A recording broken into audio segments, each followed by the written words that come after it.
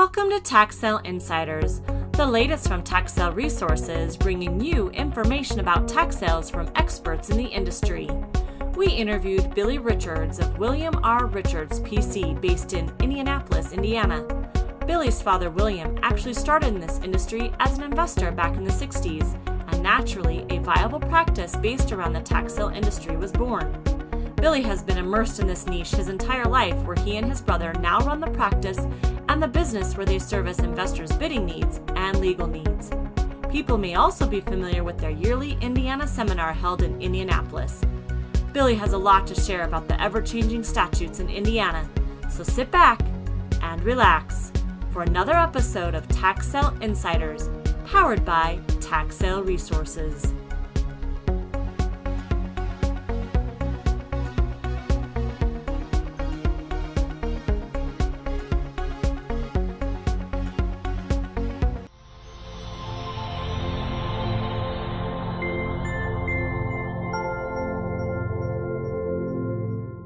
To Tax Sale Insiders. I'm Brian Seidensticker, CEO of Tax Sale Resources, and with me today I have Billy Richards. He's an attorney from the great state of Indiana, just next door here. I'm out here in Ohio, and Billy's been in the industry for many years. Actually hosts a seminar every year because of all the statute changes in Indiana. I won't steal his thunder. I'll let him get into that. But anyway, welcome, Billy. Thank you for joining us. Thank you for having me. It's been kind of a crazy year with COVID probably starting it off, and then because of, I don't know if it's because of that, but there's certainly been a boatload of changes in various states throughout the year, and it sounds like Indiana's no exception with changes coming down the pipeline. But I guess before we dive into all that great stuff, I have two favorite questions, and one of them I like to ask up front because typically folks don't dream of getting into the tax sale industry as little boys and girls, and so I'm always curious how folks get in the industry. So I guess tell me a little bit about your background and how you landed in this space. So my father had the same name as me, William Richards, and when he was in law school in the late 50s, he got a job at a title company then called Union Title, and he went through a number of chairs there, but eventually one of the chairs he landed in while he was still in law school working at Union Title, these tax sale searches started coming across his desk. He's like, tax sale, sir? He just used to conventional loans and things that their deals they're trying to close, typical title company type things. Started coming across his desk, so what's this? And so then he quickly learned about the tax sale and, all the barnacles and how far back you had to go and everything. And then early in his legal career, most guys don't come out of law school with any money. They come out with debt. He took some of that knowledge, and there wasn't really a lot of investors at that time, probably a handful of 5. We're talking 1962 here, started investing to make some money. And he had a private practice at the time, and then was also a deputy prosecutor. Then you could do both. I don't think you can now. But the money he started making certainly wasn't as a prosecutor. It was as an investor. And then he started representing some of the people doing this going back into the 60s, which led into a foreclosure practice. And this firm had a very large foreclosure practice in Indiana and Florida up until the late 1990s. And then that changed, which we won't go into. But just like everything else, you rock and roll, but the tax sale had stayed with us all this time. So from his lineage going into the mid-1980s, when my brother and I both became teenagers, we wanted to go and get jobs at the mall and meet girls like everyone else, okay, and work Buckle or Gap or something like that. And he said, no, I've got these jobs lined up at National Attorney's Title for you as title researchers or title abstractors. I'm like, title abstractor? Who, I don't want to be Bartleby the Scrivener here. I want to go hang out with my friends at the mall, He said, no, this is going to be good for you. And the reason I agreed to it, he said, you won't have to work nights and you won't have to work weekends. So then the computer in your head starts going off. Needless to say, so in 1985, that summer was my first summer doing title abstracting. and as a researcher. And at the end of that summer, he had me drive some property for him and go to a tax sale with him. And I had I was a pretty unsophisticated 16-year-old kid, but some idea at that point, having done all those title searches and seen everything come together on a title commitment of all the parties involved.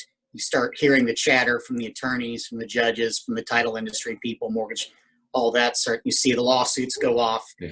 And you have some idea of how all those start merging together into this little weird pond we're into here with tax sale. And so then that job served me high school through college. It was actually a good job, on breaks in college or high school, and then through the summer, certainly, and it was secure employment. And it served me well in my business life. And then I also worked for Irwin Mortgage Company for a while, started in government insuring, and then very briefly did some origination work there. And then had a stint in law school, and then ended up here at the firm. Our father, who passed away in 2016, was still operating everything then. But we were investors for ourselves with just family money for a long period of time and there's always been a lot of money in the tax sale, but until the really big money came in and guys started saying, well, hey, we would like to use your firm, but we understand you're an investor. So we kind of dropped being an investor and just started representing people. With my brother really doing, he's sort of Mr. Inside, I'm sort of Mr. Outside, me doing a lot of acquisition work for clients, and Scott doing, running the ball down the field in the courthouses. Got it. Got it. Teamwork, brotherly teamwork. But without my father, I probably would have never found my way into this. Yeah, that's kind of unique. It's maybe not aspirations as a teenager to get in the industry, but you are certainly sounds like more of a second generation. Well, he took me to a tax sale in 1978 when I was 10. I had no idea what in the world was going on. I just thought he was in there buying houses. You're a kid. Yeah. More worried about your baseball card collection than you are financial world. Yeah. So yeah. Priorities change a little bit over the years, don't they? Yeah. Well, cool. So now you and your brother basically do all of the I'll say servicing, right, and legal work, but no longer active in the investing side. Scotty invests a little bit on the low end in Marion County, but that's gotten more and more difficult to buy there on just because he's an attorney and doesn't have to pay someone to do all. So he has some advantages. Right. That other buying on that end, those costs, your margins are pretty small. When you're talking, the ball game used to be buy everything, have it all in at around $6,000 and sell for 12. Right. That game has changed substantially. You can't do that anymore. So yeah, he can do a little bit here and there, but that's really the only ore he has in that water anymore. But other than that, we're pretty much just doing work for the institutional clients and some mom and pops. Got it. Yeah, find your niche, like your brother did with if you can't do it because of cost for hiring an attorney, and your attorney is a beautiful fit. Yeah. All right. Well, before we dive into process stuff, I guess tell us a little bit more about your yearly seminar. I know it's from my understanding, laws in Indiana change enough on a yearly basis that it's not kind of a one and done sort of an event. You really need to go every year. So tell us a little bit more about that. Sure. So back in the late 1990s, my father had an idea to have this seminar because we received so many calls from different attorneys. Indiana has 92 counties. I don't know if we need 92 counties, but that's what we have here in our little bureaucracy. And we would literally get calls from attorneys in all 92 counties because all 92 counties have a tax sale every year. And he was like, well, this would kind of bring everybody to the same page. A lot of judges, we would run that by their, oh, that's an excellent idea, because there were so many different, not that every county and every judge is in his own island, but there were so many different ways it was being done. And it brought some uniformity to it, brought everyone on the room full of lawyers and judges. They're not going to agree on everything, but at least put everybody on the same page to where they're educated. What are we looking at, whether your view on that differs or not. So originally it was just accredited for continuing legal education for lawyers. And then because it has so many barnacles, obviously, with real estate and title insurance, we secured continuing education for real estate brokers. Okay. And continuing education through insurance. And it's all title, no homeowners insurance guys. It's all title insurance people. Got it. With that being a source of claims and just how far back they have to go and what that involves. And so we have 3 accreditations for attorneys, real estate, and title insurance. Okay. So you year. get CE and CLE credits, so it's not just an informational thing. That's cool. You get credits. At what time of year do you usually have that? Well, tax sales in Indiana typically run mid-August to November 1. By statute, they can run year-round. And this has changed over time because our commissioner sales typically are running after tax sales, a lot of them in the spring and summer, and then there's a few county doing deed sales. So there are now 3 different types of sales in Indiana. But we like to have it kick off tax sale season. So we typically have it right after the kids go back to school. So somewhere around that first, second week of August. Okay. A couple weeks before tax sale season kicks off to have the information as fresh as possible. Laws in Indiana go into effect on July 1 of each year. So we definitely want to have it after the governor has decided I am going to sign this, and this becomes, if there is a legislative change. Then obviously case law is always coming down. So, I mean, it could come down while you and I are talking. Yep. The U.S. Supreme Court would change everything we have to say here today. Yeah. I hope not. Then we'll have to jump on another interview. Crazy political world out there right now. You don't know what's going to happen. It is. It is. Every day has some pretty crazy headlines in it. Yeah. But you kind of dovetailed perfect into my first question, Billy. You mentioned there's 3 different types of sales, and maybe it's all 3. But I always ask folks, do you consider Indiana a tax lien state? Is it a redeemable deed state, or is it a straight tax deed state, or all 3? Well, that has changed over time.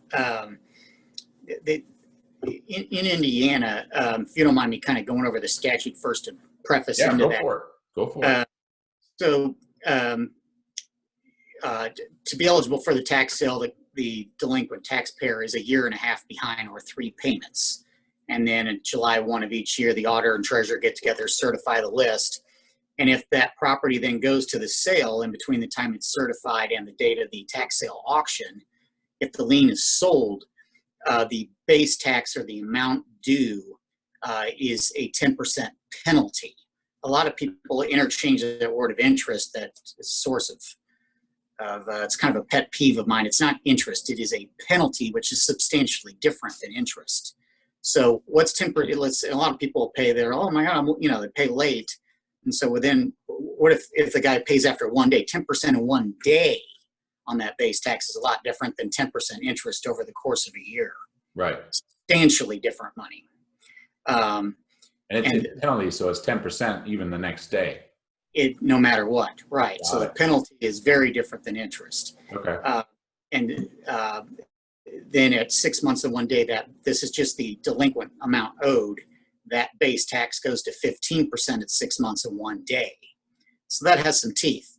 Now, the bulk of the bids in Indiana is the surplus or overbid. Those words are kind of interchangeable, meaning the base tax. Let's say the guy owed $1,000 the day of the tax sale, and it was bid up to $101,000. You have $100,000 overbid or surplus. That runs at 5% per annum. So it's like a fraction, like a checking account, a fraction of 5% each day over the course of a year. Okay. So the bulk of the bid in Indiana, most of them, it's very competitive, is all overbids. Most of it is going to, that's why people are kind of focused on the interest, because they're like, well, yeah, that 10% or 15, it is a blended rate of return now. So to be accurate, but I would agree that most of the bid is the surplus or overbid, accruing at 5%. Okay. Now is that that's at the standard? Because there's 3 I'll say names of sales in Indiana and what bucket they fall into. Hopefully you can help me understand that. But there's, I'll say the standard tax lien sales. And then you've got, I call the commissioner sales. And then I believe Indiana also has some tax deed auctions where they're auctioning the properties themselves, correct? Now, so would you consider the standard sales to be a lien auction, or is it a redeemable deed at that point? Well, at your standard tax sale, obviously the debtor has a year to pay. We're a 1-year redemption state in Indiana. We used to be 2 years, a long time ago. But over time, with the interest and the penalties I had talked about way back when, we used to be a flat 10% for everything. So, a lot of the investors simply wanted redemptions because they get 10% on everything. That's great, Right. Wonderful investment. That changed in 2001 when they changed the overbid interest to 10% per annum. And then about 5 or 6 years ago, they went to 5% per annum on the surplus. So we used to, I view it as we used to be a redemption state, or that's why people came here. Okay. And now, to really make money in Indiana, you need a blended rate of return. You need some REO and some redemptions. But I would say that it's changed from being a redemption state to a deed state. Okay. It's a deed state with a 1-year redemption in the front of it, essentially. Most of the investors we work with in private would tell you that they view it as a deed state. Got it. They're in the asset. Yeah. Now, I mean, if all of them redeem, the interest, 5% doesn't stink. I mean, you're not going to get that in your checking account. Right. So I mean, the road to the poorhouse isn't paid for profit. Yeah. But if you're borrowing to do this and all the other barnacles and all the other costs that we could get into, you're not making much money at just 5. Got it. So you mentioned the 1-year redemption period for the standard sales. Are the commissioner sales the same, or are they slightly different? They're 120 days. Okay. So you're getting going. This is the stuff that didn't sell the first time around. There might be a winner or two in there, but this is typically stuff that people are buying to take a deed to. Right. So 120 days, and then the deed auctions themselves, there's no redemption period to the deed auctions. No, you're getting a deed. You're getting a tax deed that day. There's only a couple counties doing that, probably largely because of the amount of work involved. And these counties, as you know, in Indiana, I mean, other than our major municipalities, which is just a few, very, very small staffs, it would just be very taxing on them. They just don't have the people, man hours, time to do it. Not paid enough to do it. Yeah. Now you said the interest is obviously a penalty on the lien amount, the base amount. There's an annual interest, or I say simple interest on the overbid, right? The surplus bid. Is it the same with commissioner sales too? It's the same 10%, 5%? Yeah. Okay. Well, you wouldn't make it to 6 months, but yeah. Well, yeah, true. And then any other, I guess, fees that are applied throughout the process of that redemption period that also add to the Sure. redemption amount that either do or don't earn interest? So in Indiana, during the 1-year redemption period, this is on a traditional tax sale, you have to order a title search. We do business with a certain title company, and we are getting title commitments. You can't get a policy or title insurance, obviously. You get a title commitment. From that shows evidence of everyone with an interest of record that's entitled to notice. And then you send out that notice within 6 months by statute. In Indiana, once those costs are incurred and paid, you can submit that on what's called a 137B form and submit that to the county auditor. Make sure you get a file stamped copy or some type of record that they have indeed recorded that. Whoever redeems the property, whether that's the delinquent taxpayer or the lender, are typically the two people redeeming this stuff. they must pay those costs if those have been recorded to redeem the property. So that's a nice break for the investor in Indiana, and I think fair. Each county, there is no uniform amount. Each county sets its own limits through the court enacting the cause number for the tax sale. That can range anywhere. Typically, it ranges $500 to $1,000 for the whole ball of wax. Okay. And those are redeemable. You get paid back, but they don't earn interest. Is that accurate? No, not. A subsequent tax will accrue 5% per annum interest. Okay. If you want a subsequent tax, because obviously, let's say the lien sells on Halloween, November 10th, taxes are due again in Indiana, and then May 10th. And so two rounds of tax are paid throughout each year in Indiana. And those are earning 5%? If you pay them. You do not have to as an investor. But anymore, a lot of times that estimated tax, that November tax, is put into the minimum bid a lot of times in Indiana. Okay. Well, I'll ask a couple more questions about redemption period, but I got a little ahead of myself there. I want to go back to, the day of the auction. How are the auctions performed in Indiana? Are they live? Are they online? Are they, I guess several counties in Illinois have an online type of auction, but you have to be there live format. So what's the format, or is it across the board and differs by county? Well, in Indiana, most of them are outcry auctions. Very few do online. That increased a little bit because of COVID. Those obviously concerns. There are two auction vendors, SRI and Guts are the two auction vendors doing business in Indiana currently. When you go to Allen County, Fort Wayne, which is the second largest city, there is a private auctioneer that does that. I've seen a private auctioneer in Monroe County, which is Bloomington or Indiana University type territory, Bobby Knighttville. But other than that, most of the ball game though is either with SRI, who has the majority of the counties, or Guts. Most of these counties, for whatever their reasons are, and you probably have to ask them more than me, they want you to attend live, which is different than other states where it's all online. Right. Is that typically, I think live auctions help reduce competition in somewhat, at least, because if it's online, it seems like everybody wants to participate. But with them being live, is the competition not as bad compared to some states, or is it still pretty crazy with hundreds of people, kind of like a circus on the day of the auction? Well, with the live auctions, you don't have as many people register to bid. A lot of people logging in just to register to, kind of see, and maybe I'll buy something, maybe I won't. But it really is standing room only most of the auctions. Okay. For instance, Marion County is they just booted. That's Indianapolis. They just booted theirs down the road to March over COVID concerns. But when you go there, I show up at 7:00 in the morning and get there early to get a seat.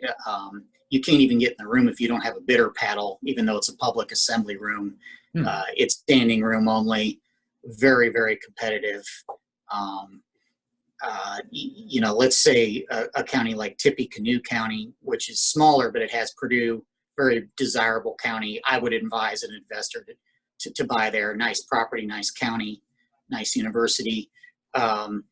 Even that room is full. Now it's not going to be jam-packed of a line out the door and down the stairwell like Marion County, but if you think you're going to go there and just have 5 people there, you're mistaken. You're going to compete. Got it. Okay. So even though they're live, there's certainly heavy competition. Yeah. All right. So I guess back to the redemption period, or you bought the lien, right? And I guess real quick on that, at the auction, you're basically bidding on that premium, right? You're bidding how much of that surplus you're willing to pay for that lien, knowing that you're only going to earn 5% on that surplus, correct? That's correct. Okay, so you're a high bidder. You're the proud owner of that lien. That with a one year redemption period. from the time that you have that lien to the end of that 1 year, are there any required steps in the middle there? You mentioned doing a title search. Any other required steps or notifications that you have to do in that time period? Yeah, from the title search, you have to send out codified noticing in Indiana. The kind of slang or term of art is called the 4.5, referencing the statute. 4.5 noticing goes out within 6 months. Okay. If you do nothing and don't do any work and just sit there and think, well, I've invested some money, I'll let the lawyer sort it out later, you're going to lose your investment. Your certificate will be void. You will not end up with a deed ever to that property. You have to do the work. The only other thing of note, it's not a big deal, but there is a law in Indiana, a codified law, that you cannot record those costs for 30 days. So the investors don't call us up and have us order the title search and do that noticing within the first 30 days after the lien, because they can't record that cost to have that reimbursed. There, you run the risk for during those 30 days that you would eat that cost. Okay. So so you would eat that cost. You can't get it reimbursed. So at minimum, you can sit back and take it easy for 30 days, and then start the title search process. And then the notice. The window is after that 31st day to that 6 month period. Okay. So it is a 5 month window, not a 6 month window. So it's and really during that, between that 5th and 6th month, any notices that come, you're going to have people that aren't found and all the other things that we can go up and down. You kind of want to allow on the back end, that back 30 days, to resend notices to new addresses or maybe regular mail, things like that. So I always say that you really have 4 months. Got it. The window's smaller than and I don't think the legislature really understood that when they made the change. It used to be 9 months to send the notice, and they went to 6. There were concerns from delinquent taxpayers and concerns from the mortgage industry and things like that on what their time frames were to get things done. But really, between that 31st day and the 5 month window is what I like to advise people. Okay. So you do have to make sure you get all your notices out. So don't wait until 5 months and 29 days to send out that first round, because you may get return notices back, and you need to resend all within that 6 month period. Right. The title companies are typically pretty good about getting that stuff done, but this is a complicated area. It's a crazy area. You come into that guy that has 30 judgments. He's got a couple businesses. He's in the middle of a divorce. I don't know that he's going to be Jeff Bezos, but you can run into, sometimes these searches can take a lot longer, and they're pretty thick. Yeah. And so giving a title company 14 days to get it done, sometimes they can't do it. Yeah. Yeah. You don't know that. So allow some time so you're not squeezed at the end. Right. Now, they give you 6 months for the regular auction. Obviously, you don't even have 6 month redemption period for the commissioner sales. Is the noticing requirement still the same on commissioner sales, or is that different? That's sort of a gray area. Really, what you're doing there is just getting going right away, and kicking that out as quickly as you. Pretty much what you're looking at is 60 days to kick that out. Is what you're looking at. Yeah. But on that though, by the time you've gotten to that, it's already, nobody wanted it the first time. These auctions are, people are coming. You might have something fall through, but most of this stuff has been combed through by so many investors. The amount of people are going to pop up and fight you over something from a commissioner sale is very few and far between. Right. Unless in between the time of the last tax sale and the commissioner sale, the city or county has said, oh, we're going to, develop this whole new beautiful development in this area. Yeah. And that piece happens to lie there. Now it's a hot piece. Yeah. Something like that. But that's going to be pretty, 1%. Got it. So you still have to do the noticing and just have a lot tighter time frame that you have to do it in. Right. Okay. But don't definitely make sure you do the noticing and get your title search. So yeah. Okay. Okay. And then on the tax deed auction, is there any sort of requirement on those, or is it truly you have your deed at the auction? There's no other notice? Yeah, you're getting a deed. Okay. Yeah. Okay. All right. Well, interesting. Now, is there anything, any caveats in the statutes where redemption periods, change depending on the property type, or whether it's vacant versus occupied? Does anything like that exist? No, it's just a 1-year redemption period. Back in, like I said, Indiana's kind of like a lot of states, kind of gone along over time and developed its uniformity over time. Back in 2001 was a big year for Indiana and legislative changes down there, and they really made a bright line rule. We have a 1-year period. There are no, because everybody goes through a lot of hardship in this life, Right. But someone fighting cancer, or you have someone going through a divorce, so you have whatever it is, someone with a really tough go of it in life through no fault of their own. They've eliminated that, and you got a year. You had a year and a half. This isn't. I missed last month's rent. You had a year and a half where this ball started rolling, where you didn't pay for whatever's going on in your life, and then another year. So at a minimum, 2.5 years have passed since you paid anything. Right. And the courts, I think, recognize that. And so that's why we went to we have 1-year redemption period. Got it. Okay. All right. So you went to I'll focus on the standard sales.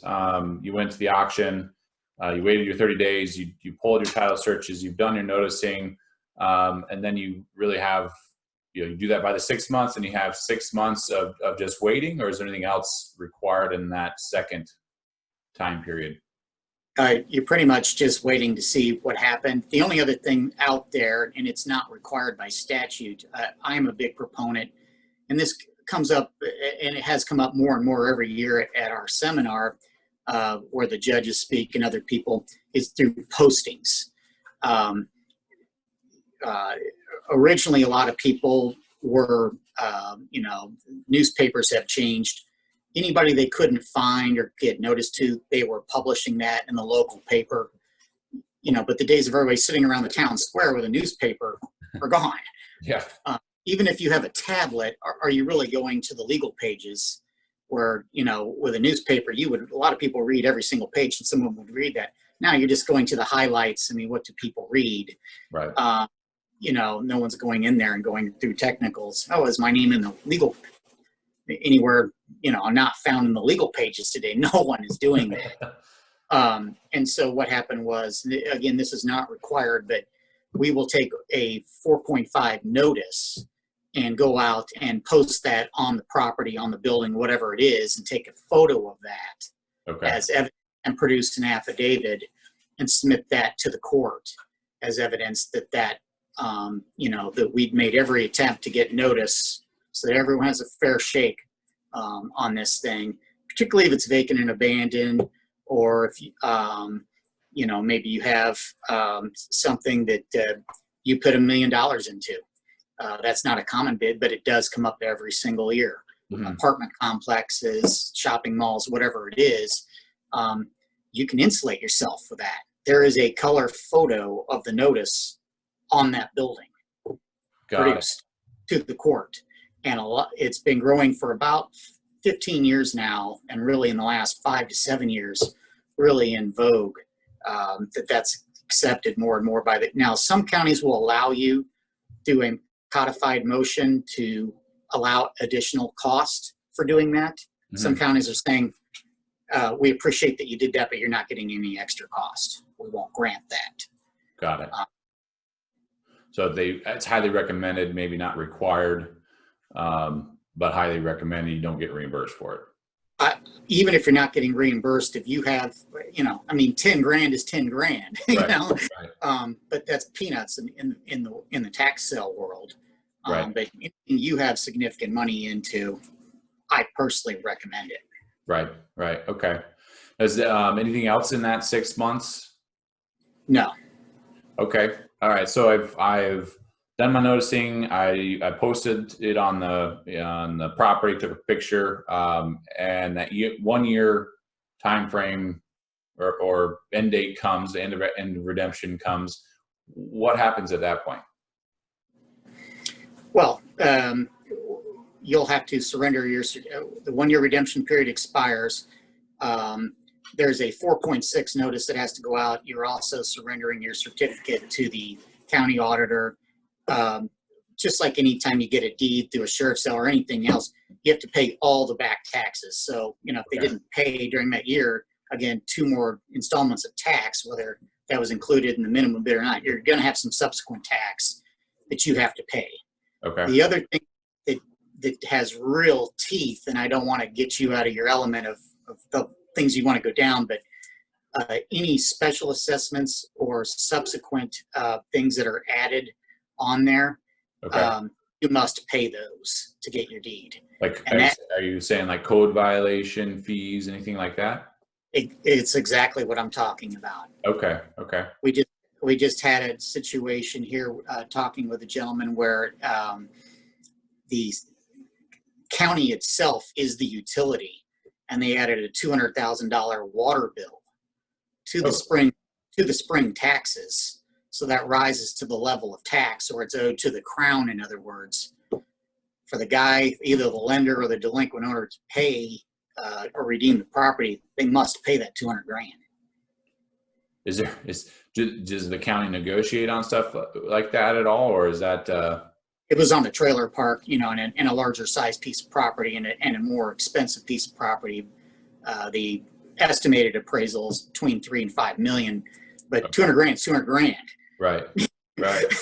That moves the needle. Yeah. So you better.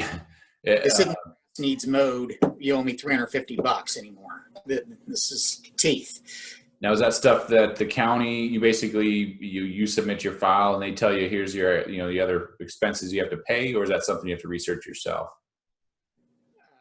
When they call up to get the redemption amount, that is disclosed. Okay. Interesting. Now, is like if there's any sort of demo in there with a demo fine, does that all get added as well? Yeah, yep. So anything that accrues after the tax sale has teeth.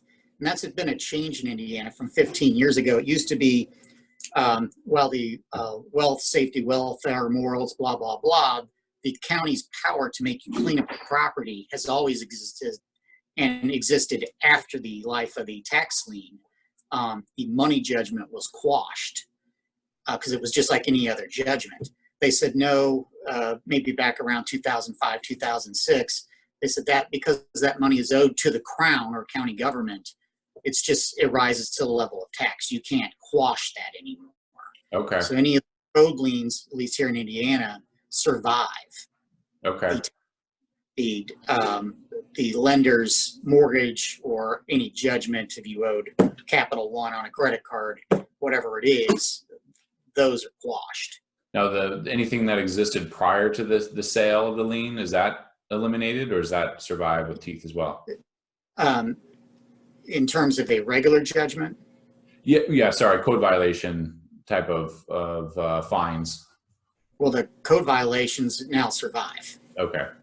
So the other liens that may have been their mechanics liens, mortgages, those all are wiped out. But you have to pay those. There are a lot of I don't like to speak for an entity I don't work at, have no power for.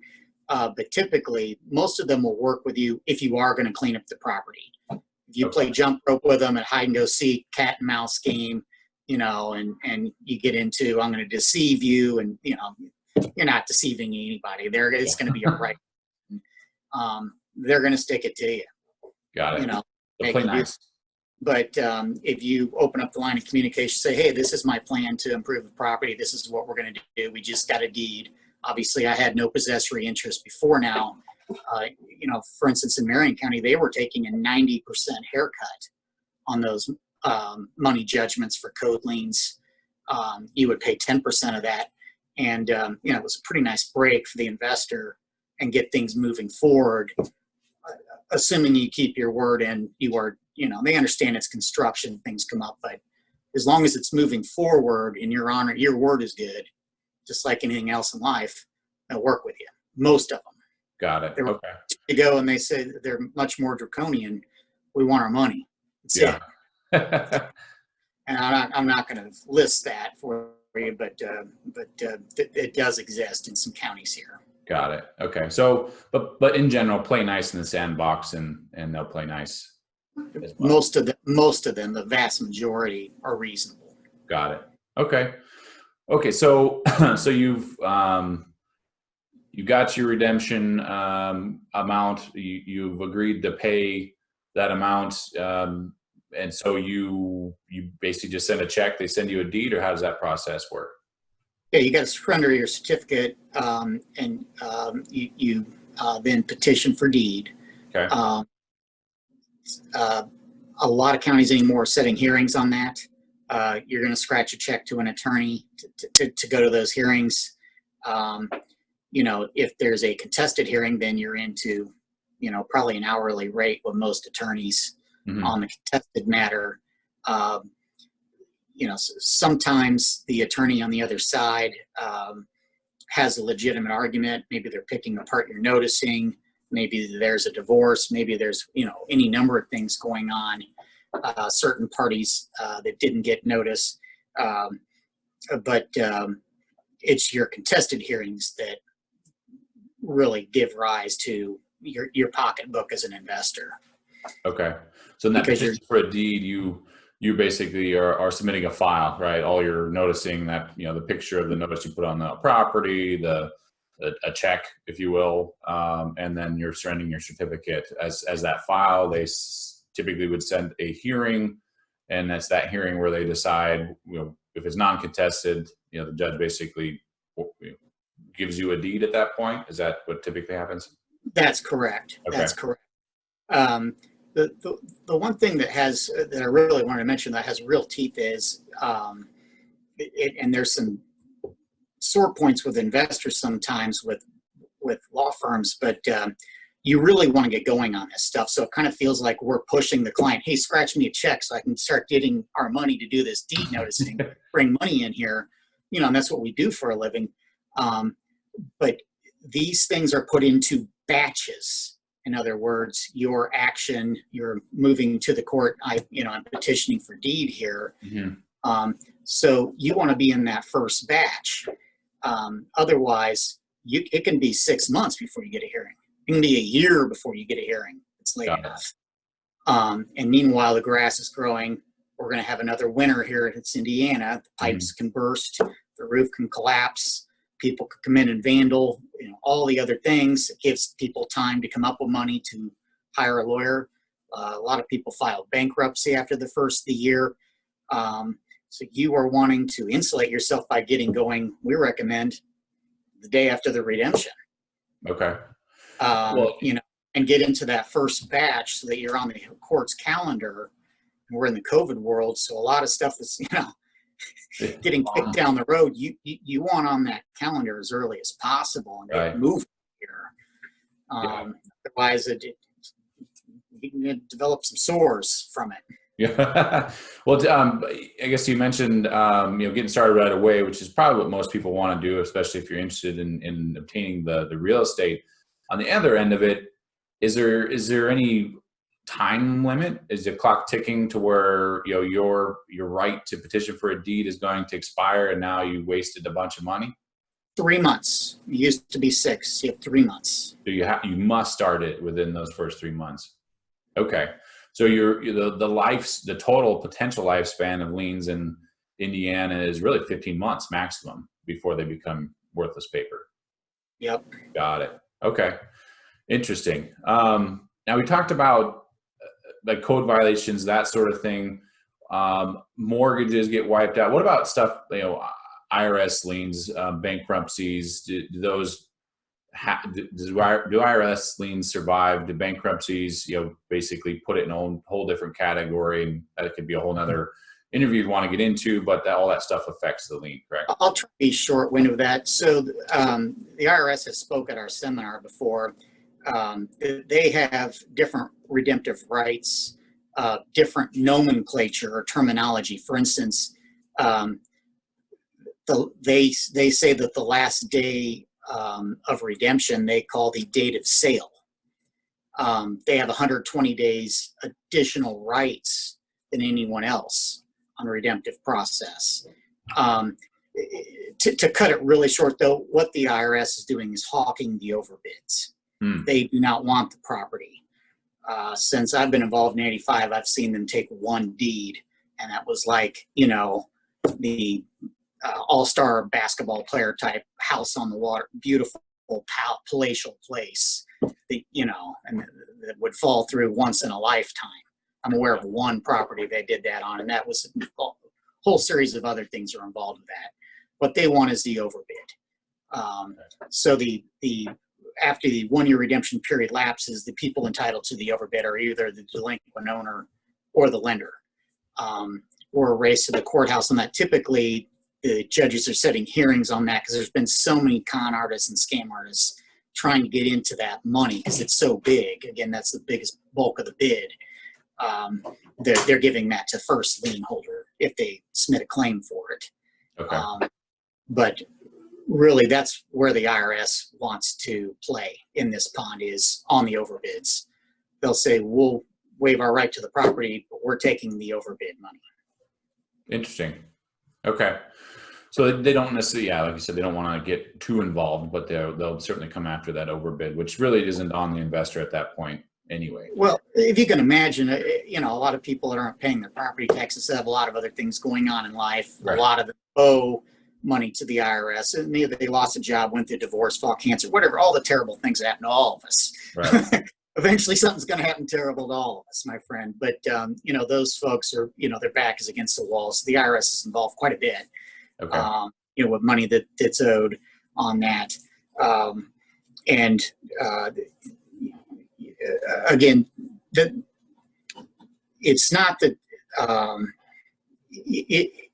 it's not that they wouldn't look at, what kind of property this is, but the amount of property that the IRS would end up taking deed to would be something reminiscent of 08 with a collapse. It'd be too big, and then they've got to start scratching checks for taxes. Yeah, to keep it. I'd be bursting on them, and people would be filing bankruptcy on them and dying on them. And, it would just be horrible. Right. Then we'll just take cash. Right. Got it. Okay. No. All right. So you petitioned for your deed. There's obviously a whole litany of things that could happen, that extends that process. But ideally, it's uncontested, and the judge, says, okay, you have a deed. How long does that process typically take? And you said it's in batches. It could be let's focus on the first batch. If we get it in that first batch, how long does that petition process typically take? Well, usually 3 to 6 months. This is all uncontested hearings. Contested can go on a long time. Yeah. But I'd say 3 to 6. Okay. And so uncontested, the judge says you get a deed. Do they basically record? Is it called a tax deed at that point? Is it the treasurer's deed? Yeah, you're recording a tax deed. Okay. And then obviously with that, though, that doesn't quiet the title. Right. Perfect. Perfect segue to my next question. So what? You own it. You can paint it, purple paisley, whatever you want, assuming the neighborhood association would allow that. But you own it. You can go in there and improve it, all that. But you do not have marketable title. Okay. So you could still claim it to someone, but you would not have a traditional closing because you don't have title insurance. Okay. No title company will insure it without a quiet title, or some of them have what's called a certification product, where they will insure over without quiet title if you meet certain criteria. Got it. Basically, that being, what are racetrack odds someone's going to pop up and file a contested matter on this? Got it. So you mentioned quiet title. So you've got this tax deed. You can sell it on a quick claim deed, but you can't sell it with title insurance. So you're not going to get full market price, retail price by any means until you go through one of those, a quiet title or a title certification process. What the quiet title in Indiana, is that an additional 3 to 6 months? How long does that take in Indiana? Well, yeah, I'd like to say that. To be safe, I would,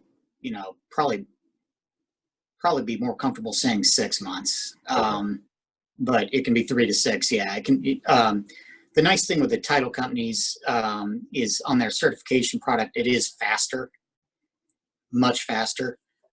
Is it cheaper? In my opinion, it's not really that much cheaper. But what's your time worth on some of this? Right. Particularly if you're looking to move the property quickly, or you have a plan for this, or you want to, let's say, I know some people doing sweep and clear, building new houses in some of these neighborhoods that are hot now in Indianapolis. Your time has value. So, waiting till June when I can get it in February is definitely worth it. Right. Worth paying more money if you had to, I'll pay an extra $1,000 to get it done. Yeah. Okay. So you're looking at, from the time you buy that lien, and this is an uncontested situation, somewhere between 18 and 24 months before you have a clear marketable title to sell to a third party with title insurance. Correct. And so anybody out there that thinks that, the 1-year redemption period ends and you get a tax deed and you're moving forward and you've got everything good to go, it's just a 1-year thing. That's not what's going on. Just so that we physically say that, that's not what's going on out there. There's obviously a lot more to the story. A lot more to the story. Yeah. All right. So the liens that don't sell at the auction, is that what goes to the commissioner's sale, or can somebody come in and buy those after the auction? We call it over the counter. Is that even an option in Indiana? Well, they don't. That was going on for some time. You can't do that. Okay. Because you had people, you had preferences being given in some of these small counties. Oh, well, Fred, you want this one. John, you want that one. You have to have an offering where everyone has an opportunity here. Right. Instead of this one makes sense for you, that one makes sense for you. I like you, so you can have this one. No. Doesn't happen that way. Either they're thrown into the commissioner sales, or you'll see them on a tax sale again next year. Okay. And then if there's always going to be a few that undesirables, if you want to call them that nobody ever wants, and they just sit there in an ongoing cycle forever that nobody ever buys, or what happens to them eventually? That to be short-winded, it's what's called as cheap to the county. Okay. But for the county to acquire all that property, again, it would just be, like 2008 with these mortgage companies where started taking deed to, 100,000 homes. It is just too big. Mm-hmm. Land banks are created for some of that, but they've, it started being anti-land, but they want to pick and choose and cherry pick. Right. Taking all that, and then, well, everyone would like to be in that business. Got it. Cherry pick property for free where I don't have to pay tax. That'd be great. That'd be neat. Yeah, I'm in. Well, all right. So there's lots of steps where an attorney is highly recommended and should be involved, and some where they have to be involved for a quiet title suit, etc. What part of the process do attorneys typically engaged to help in that? Is it at the start of the title search? Do they help with the actual due diligence piece before the auction? At what point do attorneys typically get involved? There are some, for instance, I do a lot of due diligence in acquisition work that I do for clients. So our mousetrap is I'm the field operations guy, and Scott is doing the internal stuff. Mm-hmm. But there are some that'll do that. Most of them, though, are just waiting for whoever the investor is to come to them and saying, I acquired these tax liens. Who are you doing business with on the title commitments? And from that, then scratch a check for that and for the attorney noticing, and make sure that gets recorded on the 137B. Got it. So you typically at least start at the noticing, the title search going into the noticing is where they typically engage. The best ones, in my opinion, are a one-stop shop where they're doing all of it. You're not going to one attorney that's great in title and one attorney that's doing noticing, one that's going to do your DP. You want one guy for the whole thing. Right. Otherwise, you got a file that's moving around a lot, and every time somebody touches a file, there's a chance of error, right? Well, yeah. I mean, and then the confidence is that different firms have to keep, and so one guy isn't going to tell the other guy what's going on or what said. I mean, yeah. But all right. So any changes that you see coming down the pipeline, Billy, as far as the process in Indiana, or significant changes? I know there was, very significant change to how the interest was calculated several years ago. Anything like that you foresee, or is it such that Indiana changes every year? So keep your. Well, we always have a lot of proposed laws every year, which is interesting. The COVID-19 aside, this was not going to be a big year for legislative change for Indiana. Of course, the investors would like the interest rate to go up. And I won't go into why that went down, through other, the mortgage bankers and other people that had, their hands in the pie in lowering it, and what's good for people overall.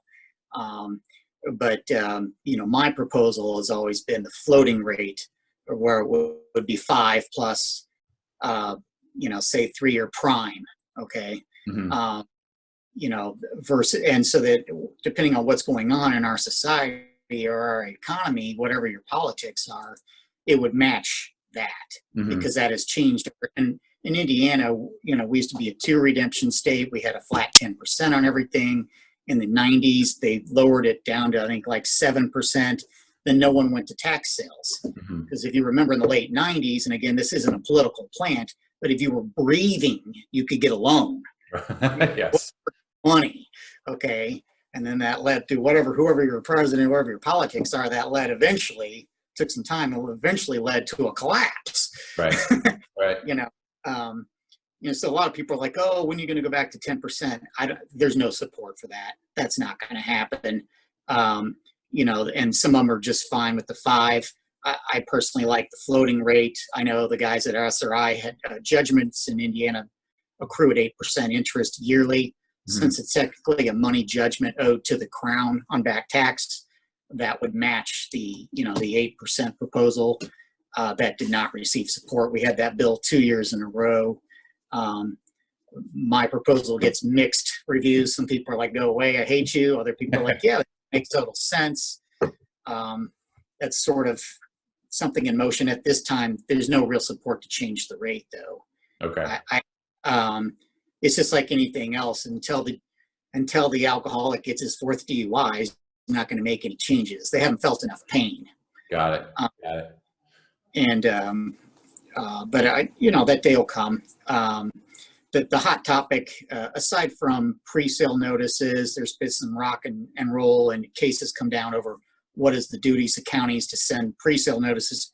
The burden on those counties, most of these, you might have the staff in Marion County or something like that, but the burden on these small counties to do that to all these people and keep track, it's a long-winded argument, would be very burdensome, very undue for them to have to do that. Right. There's still rollover pre-sale notices. Some case law came down on that. The hot topic is homeowners associations. That survive. Homeowners associations want their judgments to survive. There's been some things through the appellate court and stuff that said, well, maybe it does run with the land. My opinion, it's just like any other. They're not the Crown. They're a homeowners association. Right. It's like a clipboard with nothing else to do more often than not. Right. Just like a mortgage at that point, right? Oh, you can't have your American flag out. No, you can't display whatever, all the people that are, they have nothing else to do. But I think the homeowner association fee thing is something that's going to heat up, and you might see, a call for bright line rule of law on that, of legislative change. But again, to the investors that want this to go back to 10, just for the purpose of the interview, it's not going to happen. It's not going to happen. Yeah. Got it. Not anytime soon. Got it. Well, it sounds like, like you said, if nobody were attending the auctions, it may be something, but it sounds like there's plenty of competition and purchasing going on to where there's no incentive currently to really change it. Correct? Got it. Okay. Well, I guess kind of leads me to my second favorite question, is, you're obviously, you and your brother are very, very involved in this process every year for several clients. And so, what the ins and outs better than anybody in Indiana. What would be the biggest, or maybe the top two biggest pitfalls or issues that folks just getting started in Indiana, regularly fall into that you'd highly recommend them avoiding? Sure. Well, the first thing is, and I just like to say this, and I say this at the seminar, it might even seem obvious, but investors, we meet with a lot of guys, you need to make sure that they understand up front, the tax sale is a lawsuit. You, at a minimum, will become a party of interest to a lawsuit. This is a lawsuit. And so a lot of people come to the seminar and they're like, well, this is just a bunch of legal jargon. I'm here to learn how to make some money. And we do get into that, the lawyers will sort all that out. That's not what you want to do. You want to have an understanding of this stuff without even being a lawyer. You want to understand the process, when and how you would scratch checks, what your risks are, and understand all the barnacles to this than just, I'm going to go down there with $100,000 I have saved and make some money, and it's respect your savings and that you've worked hard all your life, but that's a very foolhardy way to go about it. The second is not to do any due diligence on this. There are people that just get the property card and say, well, this is somewhere in the ballpark of the value, and they never drive the property. Investing in property you've never seen is not good. And, I do use like Google Earth or Google sometimes as a way of whittling down a list of properties somebody's given me, or, a way of spot checking or double checking, making sure I have the same property. But just doing that on the internet and the property card, this is not a good idea. This is not you can't zoom in with Google Earth and look what's going on at your house, Brian, and, lawn. This is not a live look. Yeah, I think that's, you hit on that, and that's the biggest thing that is mistaken between, traditional real estate, right? Most traditional real estate doesn't get demoed. It typically stays in the decent condition for several years, whereas this tax sale properties change dramatically because there's a reason why it's going through this process. Somebody didn't care enough about it to pay the taxes, and so you end up with a lot higher percentage of properties that go through a tax sale that end up in a very different state from the time that Google took a photo and the time that you go to the auction, right? It's not like it's a 1 in a billion or 1 in a million. It's 1 in tens that happens too. Well, and we've only glossed on it, and we don't have time to really go into it, and it could be its own seminar, but you got to understand it. In the COVID world, I secretly wonder if bankruptcies are going to come roaring back, and they've been down for some time. If someone filing a 7, meaning they're liquidating, that's no big deal. You're looking for the guy filing a 13, which is probably what you're going to find. Right. I want to stay in my house, agree to make everyone take a haircut. This is very loose, but find a way for me to stay in my house and work with my creditors, even though the trustee is in control here. Basically what you're doing, and that's a gross simplification. But you got to have that in the back of your mind on some of these investments. Got it. Excellent. Well, is there anything else that we didn't hit on that you want to make sure you get the word out on, Billy? No, you can make money in the tax sale. You just need to make sure that you understand your costs are not just, scratching checks, taxes, and the investors in Indiana that have had staying power do their due diligence. You got to get your hands dirty, and they understand they're going to have a blended rate of return with redemptions and with deeded properties, and you're going to have some losses. If you're the New York Yankees, if you lose 62 games in a traditional season, even though we have a 60-game season this year, you're still going to win 100 games. You're going to have some losses. You can have a degree from Wharton School of Business, whatever. It's going to happen to you. You just put your pride down, minimize your losses on those, get out of it. Whatever, you get my brother or whoever you want to hire to file, to get out of that. But there's different ways to do that. But minimize your losses, accept that you're going to lose, and move on with your wins. You can have some staying power. Got it. Excellent.